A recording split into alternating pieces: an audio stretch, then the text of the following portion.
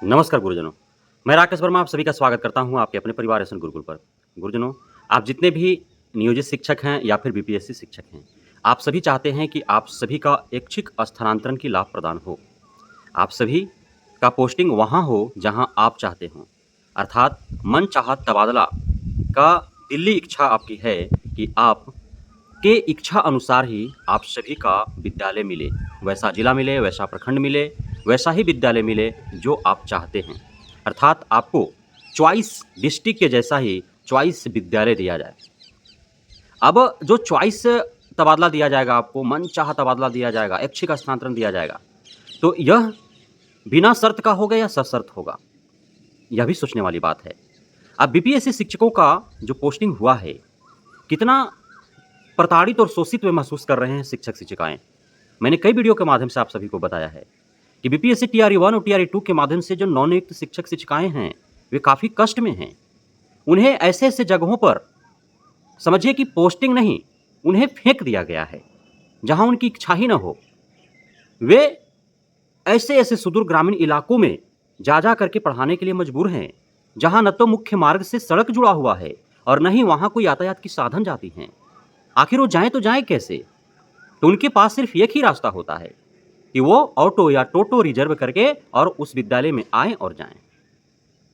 और जहां पे उनकी पोस्टिंग हुई है सुदूर ग्रामीण इलाकों में, तो वहां पे रहने के लिए भी अनुकूलित वातावरण नहीं है कि वहां पे रह सके। वहां के जो स्थानीय लोग हैं वह तो रहते ही हैं, उनकी वहां रहना मजबूरी है।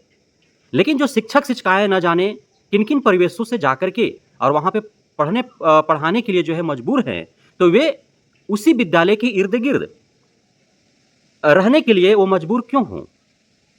क्योंकि वहाँ पे न तो वो सुरक्षा महसूस कर रहे हैं, न ही वहाँ पे अन्य सुख सुविधाएँ हैं वहाँ पे कि बीमार पड़ जाए अचानक से तो कोई चिकित्सक उपलब्ध हो, कोई चिकित्सा केंद्र उपलब्ध हो, दवाखाना उपलब्ध हो। वहाँ पे सब्जी खरीदने के लिए भी जो है कई किलोमीटर की दूरी तय करना पड़ता है। राशन दुकान भी नहीं है कई जगहों पर। दवा दुकान तो छोड़िए, सब्जी दुकान तो छोड़िए, राशन दुकान तक नहीं है कई जगहों पर। तो वैसे क्षेत्र में वो कैसे रह पाएँगे? सोचने वाली बात है, समझने वाली बात है।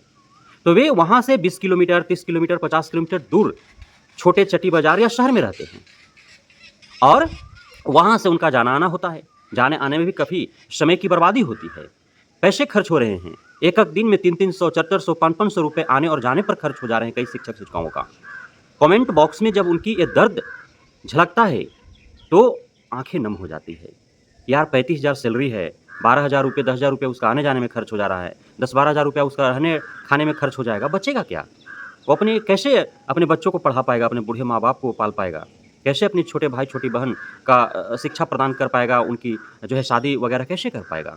अचानक से कोई घर में बीमार पड़ जाता है, तो कोई सेविंग नहीं रह पाएगा, तो उसको तो फिर सूद पर पैसा, ब्याज पर पैसा लेना पड़ जाएगा। तो फिर नौकरी करने से फ़ायदा ही क्या निकल गया? 5-7 हज़ार रुपया ही उसको सेविंग करना है, तो फिर कहीं और भी नौकरी कर सकता है वो। तो मैंने बार-बार माँग किया है कि इन तकलीफ़ों को, इन कष्टों को, इन समस्याओं को, इन कठिनाइयों को संज्ञान में लेते हुए और सरकार को इस पर विचार करने चाहिए कि आखिर क्यों ऐसा जो है सभी को यत्र-तत्र पोस्टिंग कर दिया गया, जहाँ पे काफ़ी कष्ट में है वे शिक्षक-शिक्षिकाएँ, मानसिक तनाव में है। और जब तक शिक्षक-शिक्षिकाएँ कष्ट में होंगे, मानसिक तनाव में होंगे, गुणवत्तापूर्ण शिक्षा की हम कल्पना भी नहीं कर सकते हैं। नियोजित शिक्षक-शिक्षिकाएँ जिन्होंने क्षमता परीक्षा दिया, उनका भी यत्र-तत्र जो है वो तबादला करने की कवायदें शुरू कर दी गई है। किनको कहाँ भेज दिया जाएगा, किसी को पता नहीं है। चलो चॉइस डिस्ट्रिक्ट तो मिल गया, लेकिन उस जिले के अंदर किस प्रखंड में, किस विद्यालय में किसे भेज दिया जाएगा, कौन जानता है? इसे लेकर के शिक्षक नेता आनंद पुष्कर शिक्षा मंत्री साहब से मिले, एससीएस सिद्धार्थ साहब से मिले, मुख्यमंत्री साहब से मिले कि जिस प्रकार से 3 जिलों का ऑप्शन दिया गया है चॉइस हेतु, उसी प्रकार से 3 विद्यालयों का जो है ऑप्शन दिया जाए चॉइस हेतु। यदि ऐसा होता है तो काफ़ी सुविधाजनक हो जाएगा, सहूलियत हो जाएगा शिक्षक-शिक्षिकाओं को। शिक्षक-शिक्षिकाएँ कोई कर्मचारी तो है नहीं कि कहीं भी बैठा करके उनसे काम ले लिया जाए। इन्हें अपने मस्तिष्क का इस्तेमाल करना है। अत्यधिक से अत्यधिक मस्तिष्क का इस्तेमाल करेंगे, जब इनका मस्तिष्क स्वच्छ होगा, स्वस्थ होगा, स्वतंत्र होगा, तभी वे स्वतंत्रतापूर्वक अपने ज्ञान से जो है छात्र-छात्राओं का बुद्धिवर्धन करेंगे, ज्ञानवर्धन करेंगे और उनमें गुणवत्तापूर्ण शिक्षा प्रदान कर पाएँगे। अन्यथा वो एक ड्यूटी समझ कर के आएँगे और जाएँगे। कहाँ वे गुणवत्तापूर्ण शिक्षा प्रदान कर पाएँगे? तो इस पर ध्यान देने की आवश्यकता है।